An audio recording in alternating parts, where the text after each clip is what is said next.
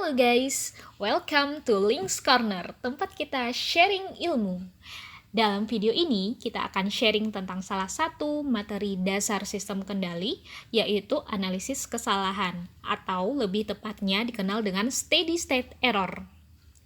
Nah, steady state error ini merupakan salah satu analisis terpenting terkait dengan sistem kontrol atau sistem kendali. Nah, sebenarnya ada dua lainnya sih yang berperan penting dalam analisis sistem kontrol ini, yaitu respon transien dan stabilitas.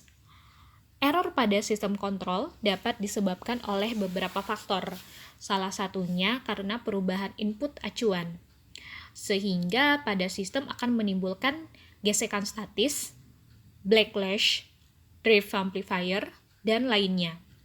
Tetapi dalam materi ini kita tidak akan mempelajari lebih lanjut mengenai kekurangan pada komponen sistem. Fokus bab ini adalah menganalisa jenis kesalahan steady state yang disebabkan oleh ketidakmampuan suatu sistem untuk mengikuti jenis input tertentu.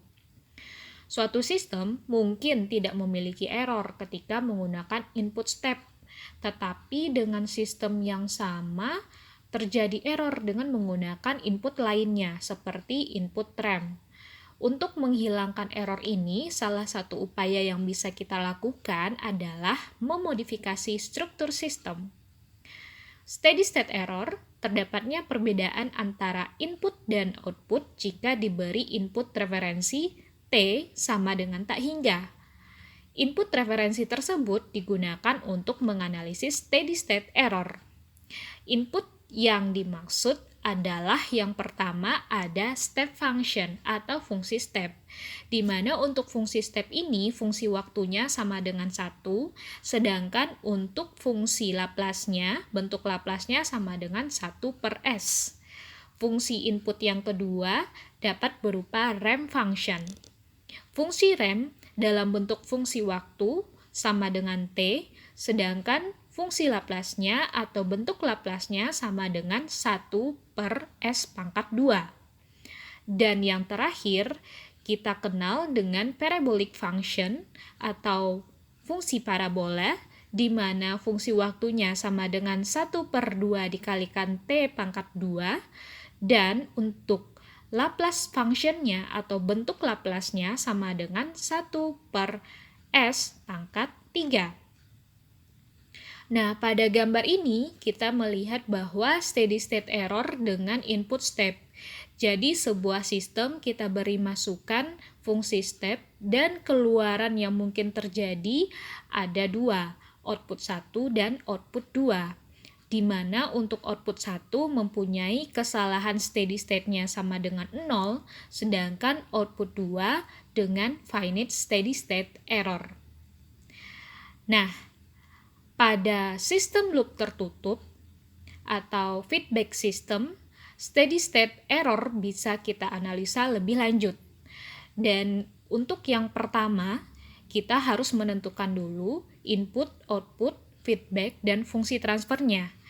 Pada gambar ini, RS digunakan sebagai input, CS digunakan sebagai output, sedangkan GS adalah fungsi transfer.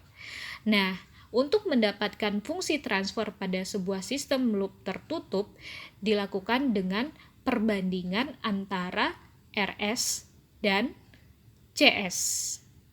Perbandingan antara output dan input, yaitu CS/RS sama dengan GS/1 plus GS dikalikan dengan HS.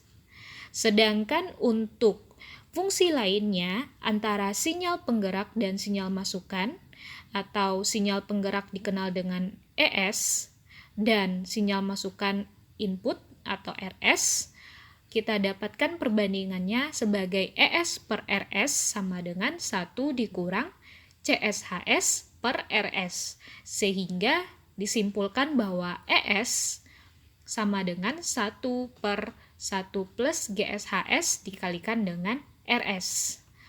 Dan dengan sedemikian rupa, untuk steady state error pada sinyal penggerak pada fungsi ini, pada sistem ini, sama dengan limit T menuju tak hingga fungsi ET. sama dengan limit S mendekati 0, SRS per 1 plus GS HS. Nah, masing-masing input mempunyai error tersendiri.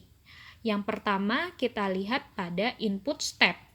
Pada input step, error yang dimiliki oleh input step ini adalah E step tahingga sama dengan limit S mendekati 0, S dikalikan 1 per S per 1 plus GS. Atau kita lebih sering menggunakan 1 per 1 plus limit S mendekati 0 dikalikan dengan GS. Itu untuk input step. Untuk input ramp, steady state errornya sama dengan 1 per limit S mendekati 0, S dikalikan dengan GS.